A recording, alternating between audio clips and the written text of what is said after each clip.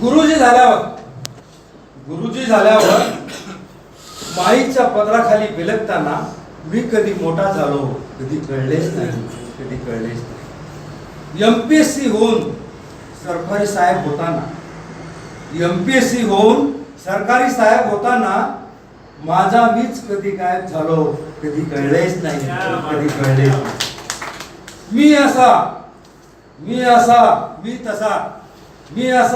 मी तसा असा साहेबी थाटा कधी चढला कधी कळलेच नाही. प्रवाहाच्या दिशेने वाहत मुंबानगरी मायानगरीत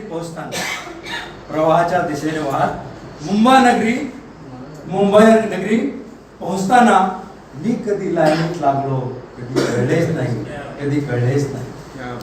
अधिकार सत्ता पैसा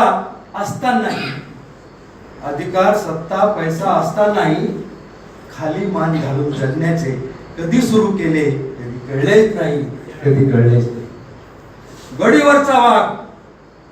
गडीवरचा वाघ फ्लॅटच्या खुराड्यामध्ये कधी कोंबड झाला कधी कळलेच नाही. वाट चुकल्या मनाची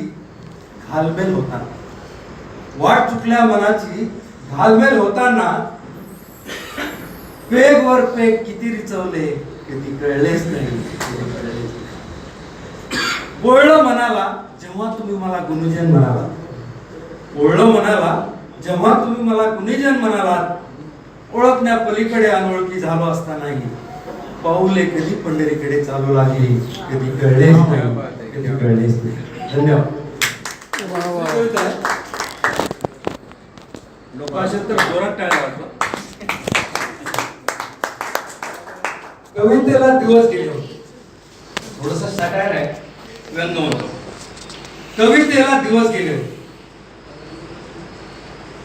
एक अकरीत अघटित घडले होते. कवितेला दिवस गेले. साहित्य वर्तुळात हलकल्लोळ माजले होते. कवितेला दिवस गेले होते.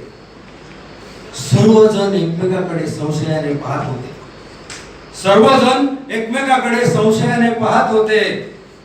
कवितेला दिवस गेले. साहित्यातील जुन्या खोडांना नवकवींचे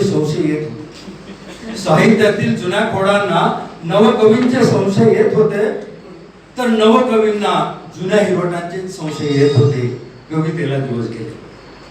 काही जणांच्या मते हे कृत्य समीक्षकांचे असावे असे वाटत होते. काही जणांच्या मते हे कृत्य समीक्षकांचे असावे असे वाटत होते. कवितेला दिवस गेले. संस्कृतीच्या ठेकेदारांना विद्रोहींचे संबंध असावेत असे वाटत होते. कवितेला दिवस गेले. गटागटाने साहित्य कवी समीक्षक जुने नवे पेगरीचवर चर्चा करत होते. कवितेला दिवस गेले. विदर्भ साहित्य संघाने पुणे संघाकडे बोट दाखवले होते तर पुणे संघाने मुंबई संघाकडे बोट दाखवले होते. परंतु याही क्षेत्रात आमच्या मराठवाड्याला कोणी काही धरले नव्हते. कवितेला दिवस गेले. पांढरपेशी चर्चेला ऊत येत होते. टीव्ही मीडियाला खबर लागली होती. वर्तमानपत्रात रकाने भरून येत होते. चॅनलवाले मुलाखती घेत होते.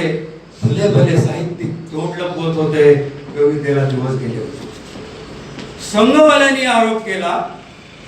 संघवाल्यांनी आरोप केला गालिबनेच तिला गझलचा बुरका घालून